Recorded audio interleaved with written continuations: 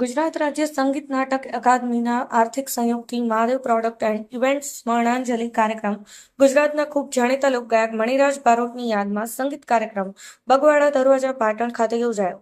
પાટણ સંગીતની નગરીમાં બાલવા ગામ આવેલ છે. તે ગામના ગુજરાતના ખૂબ જાણીતા એવા ટોલા મારા મલકનું પોપટ જાણીને પાંજરું ગણાવ્યું તેવા અનેક લોકગીતો જેમના મુખેથી સાંભળવા મળેલા તેવા બાહોશ કલાકાર સ્વર્ગસ્થ મણિરાજ બારોટ કે જેના સ્મરણાંજલિ કાર્યક્રમમાં તેમના ભાઈ રસિકરાજ બારોટ, જયેશ બારોટ, વિનય નાયક, માનસી દવે, રાજલ બારોટ જે સ્વર્ગીય મણિરાજ બારોટના દીકરી છે, અવારનવાર પાટણની ધરા પર અનેક કાર્યક્રમો કરી ચૂકેલા સ્વર્ગસ્થ મણિરાજ બારોટને યાદ અપાવી દે તેવા લોકગીતો, રાહડા લગ્ન ગીતો તેવા ગીતોને રસિકરાજ બારોટ, જયેશ બારોટ બંને દ્વારા સ્વર્ગસ્થ મણિરાજ બારોટની યાદમાં અપાવી હતી.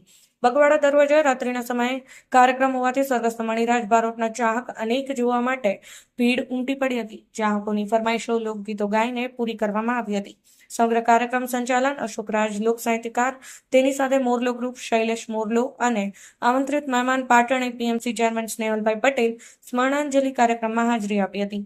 તેમાં તેમનું સન્માન કરવામાં આવ્યું હતું. સમગ્ર કાર્યક્રમ 12 વાગ્યા સુધી ચાલુ રહ્યો હતો. ત્યારે પાટણની સંગીતની ધરતી ઉપર અનેક એવા કલાકારો જે થઈ ગયા પણ પાટણ જિલ્લાનું બાવલા ગામના નાનપણથી જ જેને અવનવા ગીતો, રાહડા ગીતો, લોકગીતો ગાવાનો જેને શોખ હતો તેવા સ્વર્ગસ્થ મણિરાજ બારોટ સમગ્ર ગુજરાતમાં મણિયારા તરીકે ઓળખાતા એવા સ્વર્ગસ્થ મણિરાજ બારોટના સ્મરણાંજલિ કાર્યક્રમમાં તેમના ચાહકોને જોવાની ભારે ભીડ ઉમટી હતી. પાટણ બગવાડા દરવાજે સંગીત અને સાઉન્ડના સથવારે સુપર કાર્યક્રમ રહ્યો હતો.